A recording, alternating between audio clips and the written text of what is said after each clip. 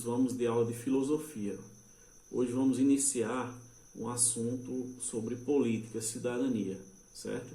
Então vamos iniciar falando sobre a invenção da política, a formação da cidade, seu contexto histórico, beleza? Então a invenção da cidade, a invenção dos gregos e dos romanos, a política tem como finalidade em sua origem a vida justa e feliz, isto é, a vida propriamente humana digna de seres livres.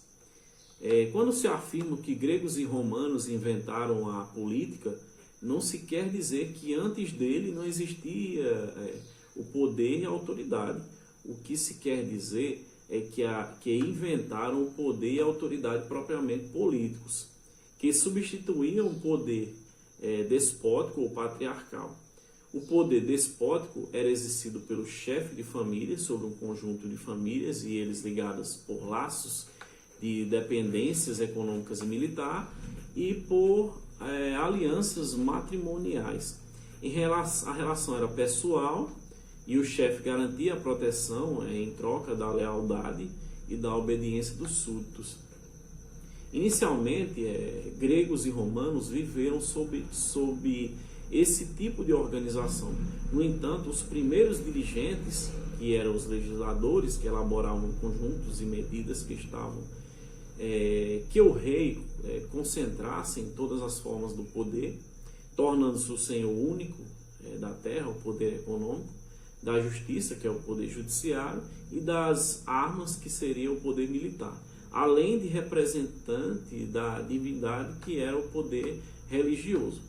Apesar das diferenças na formação histórica da Grécia e Roma, três aspectos comuns e ambas foram decisivos para impedir o despotismo e favorecer a invenção da política.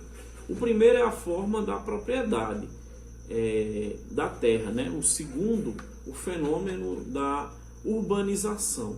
E o terceiro, o modo de divisão territorial das cidades.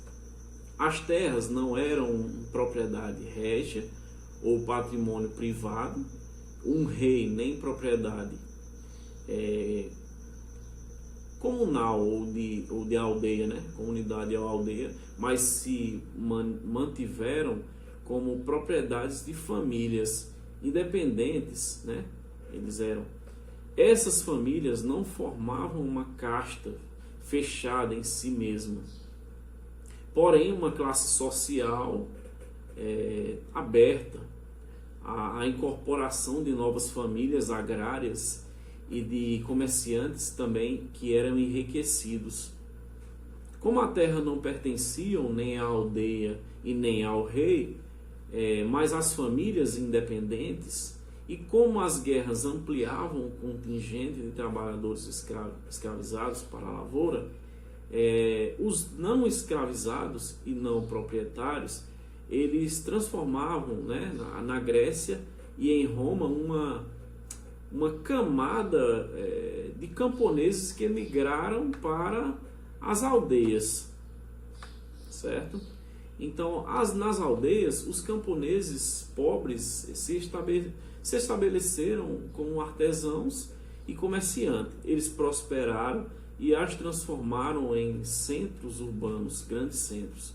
Com isso, passaram a disputar o direito ao poder com as grandes famílias agrárias. Uma luta de classe perpassa a história grega e romana, exigindo solução. A urbanização colocava em confronto não só proprietários agrários, de um lado, e artesãos e comerciantes do outro, mas também a massa de trabalhadores urbanos, livres, assalariados, genericamente chamados os pobres. A questão militar também acirrava esses conflitos.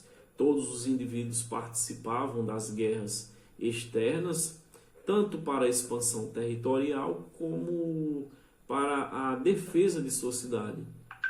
Com isso, todos se julgavam no direito de intervir de algum modo nas decisões econômicas e legais das comunidades, que defendiam pondo em risco a sua própria vida, né? Então a luta de classe pediu uma solução. Essa solução foi a invenção da política, que transformou as comunidades urbanas em cidades propriamente ditas. A polis grega e as civitas romanas, né? Para satisfazer a reivindicação dos camponeses e dos artesãos, dos trabalhadores urbanos pobres, os primeiros chefes políticos, eles conhecidos como os legisladores, introduziram uma divisão no território das cidades que diminuía o poderio das famílias ricas, agrárias, e dos artesãos e comerciantes ricos. Em Atenas, por exemplo, a polis foi subdividida em unidades sociopolíticas denominadas demos. Em Roma, em tribos. Certo? Quem nascesse num demos ou numa tribus tinha assegurado o direito de participar das decisões da cidadania da cidade, né? No caso de Atenas, todos os cidadãos naturais do demos tinham o direito de participar diretamente do poder. Por isso esse regime ficou conhecido como a democracia, né? Em Roma, os não proprietários, os pobres, formavam a plebe, que tinha o direito de eleger um representante. O tribuno da plebe, né, que elegia o representante. A função do tribuno da plebe era também defender a garantia e os interesses da plebe junto aos interesses dos que participavam diretamente do poder.